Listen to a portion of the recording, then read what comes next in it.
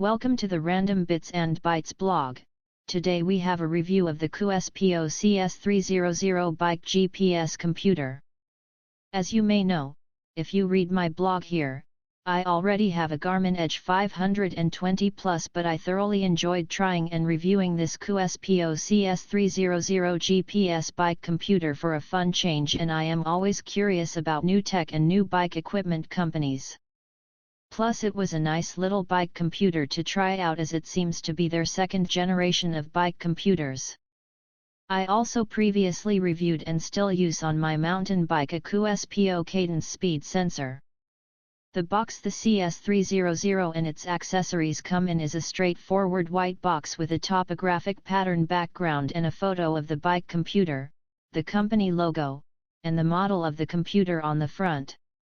On the back is a brief description in various languages, and quick specs.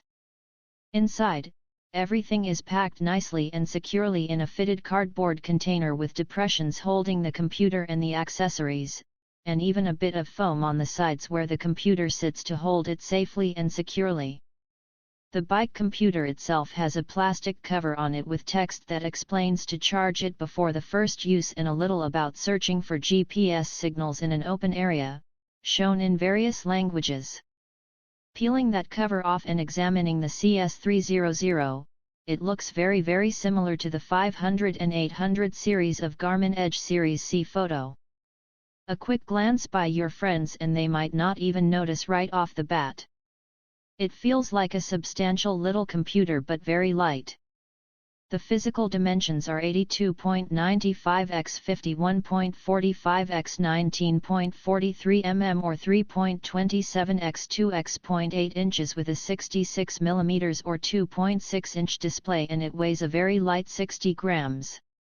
It is IP67 waterproof, of course.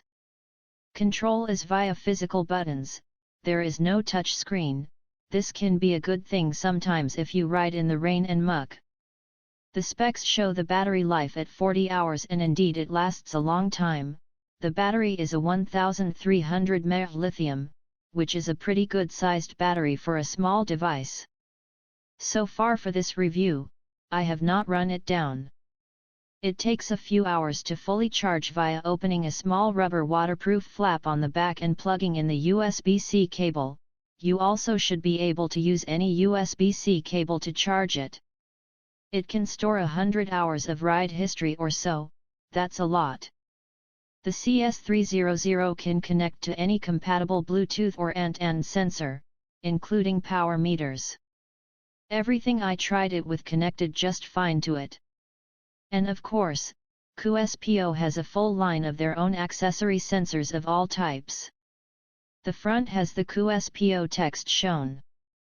There is a power button on the upper left. The start, stop, pause, save button is in the lower left, and there is an arrow button in the lower right for paging through the screens and accessing options. Also in the box you get all of the stuff that you need to start using the computer, including the computer itself, the mount and rubber pad to make it stay securely where you put it, and the rubber bands to hold the mount on. These are long ones, so it should fit on any place you want to mount it. These bands are the standard type that you will see on many biking devices. A note here, the mount seems to be Garmin standard, which is nice. The devices fit each other's mounts interchangeably.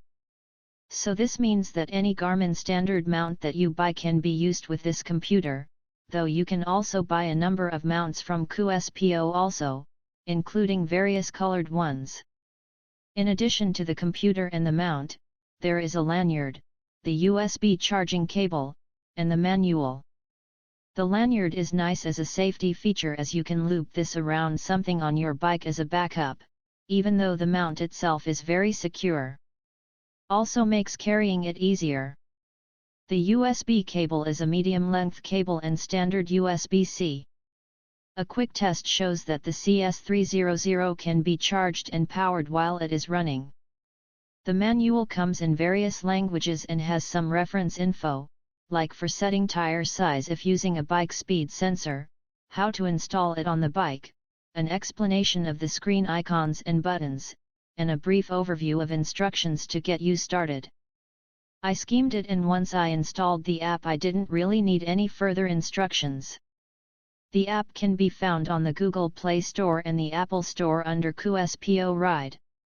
From what I have seen, it works similarly on each device. A few reviews I have read mention the app is hard to figure out.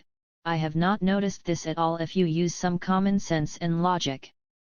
You can configure the CS300 via the device itself or the app. Really, the app is the way to go as you get easier access and many more options, and you're going to want to use it anyway. Just make sure you have Bluetooth and location turned on your phone or other device you are using to connect to the CS300. But if you do want to set it up and program each page screen via the device itself, then you can do so via a long press on the bottom right arrow button. This starts to take you through the various options for setting up and adding sensors, setting the time zone, power calibration, etc., as well as setting up each screen. As I said, you'll likely want to do this in the app itself. If you are patent and familiarize yourself with the app, and if you use logic and common sense, you can navigate through the setup effortlessly enough. And set your profile and add sensors and other options, as well as customize each page screen of data. There are 5 screens of data that you can use. By default the last one is turned off, but which can be enabled at any time. Boot up of the device is fast, and it's ready to go in no time.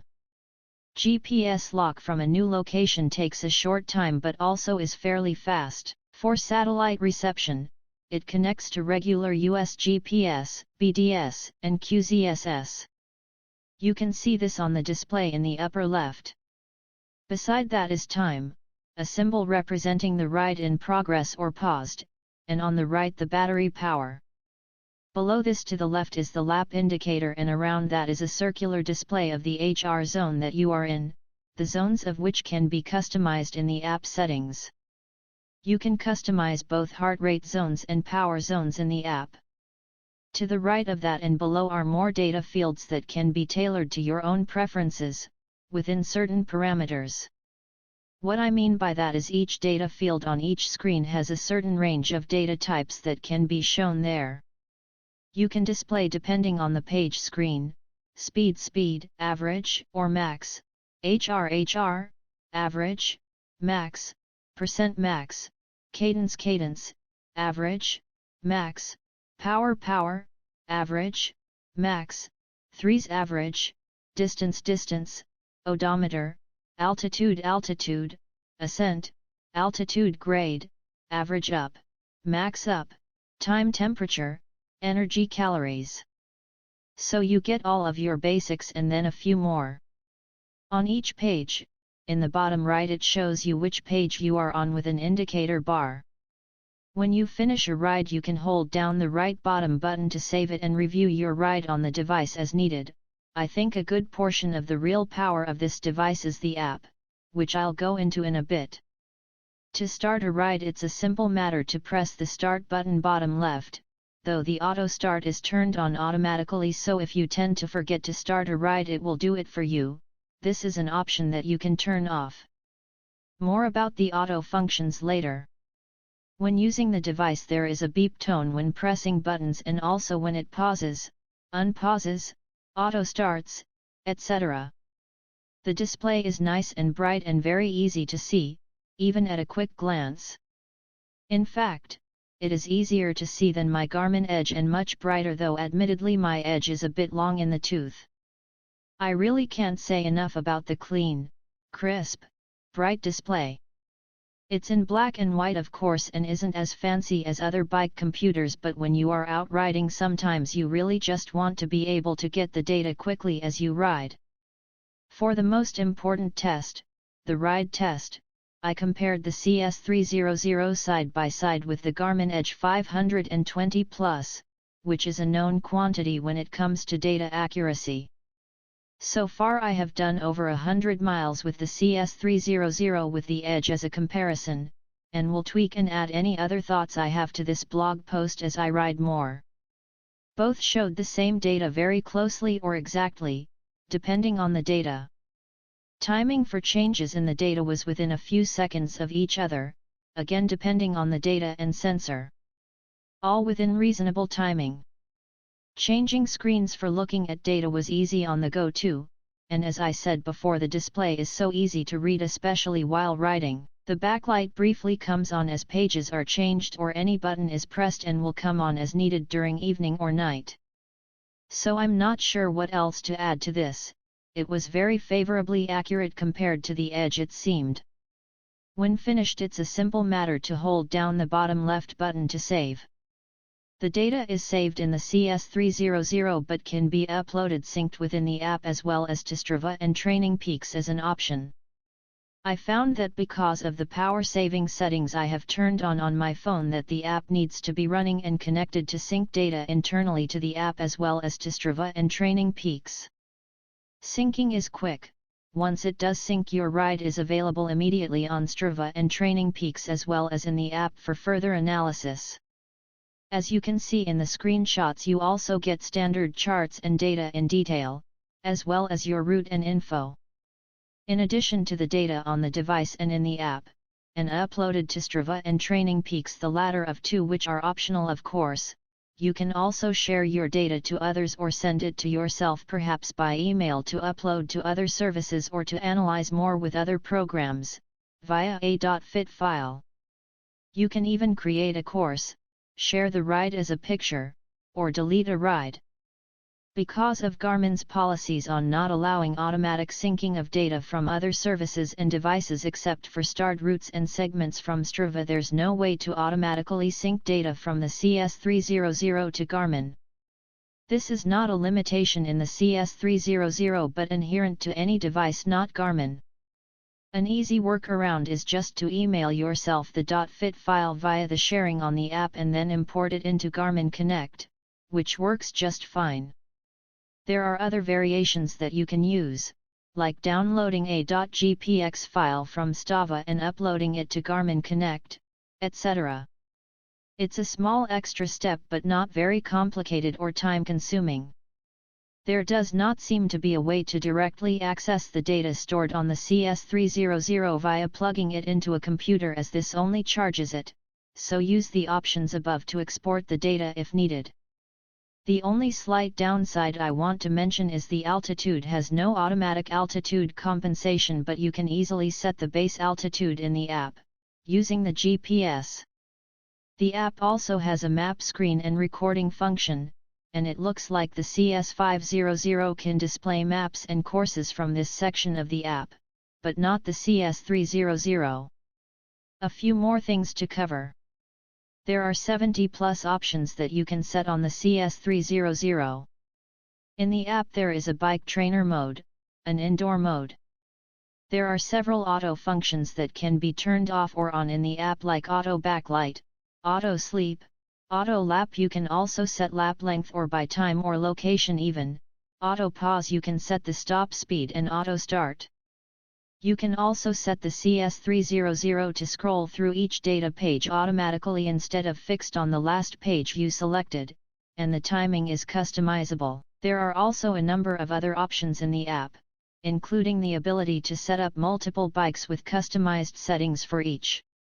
You can also set up alerts which will cause the CS300 to beep and switch to a screen showing that alert and its data. You can set any and all alerts for time, distance, calories, heart rate, speed, cadence, and power. Each one of course can be personalized to your specs. And for the above options you can access them all at once in the app in addition to specific sections, which is a nice feature for those who like to personalize their device. And the app also lets you do a firmware update easily and quickly.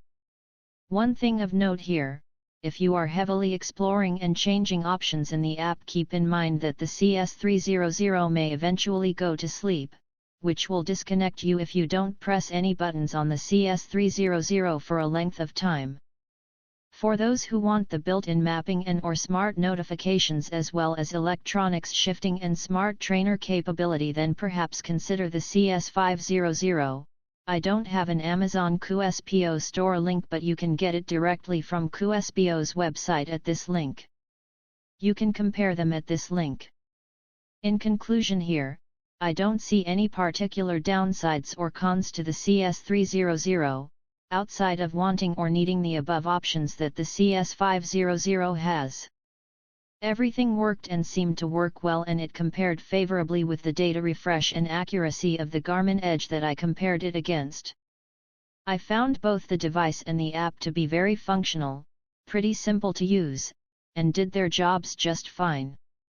And for a much lower price than something like the Edge series, though of course you don't get the smart features and Connect IQ nor direct sync to Garmin. But for the price of the CS300 you get the same basic data and many additional features above and beyond the basics. I would consider this a mid-range bike computer suitable for a beginner or intermediate cyclist, but also very usable for even an advanced bicyclist who doesn't want to spend a lot of money. Thanks for listening to the Random Bits and Bytes blog, and make sure to check out the original blog posting for photos and links.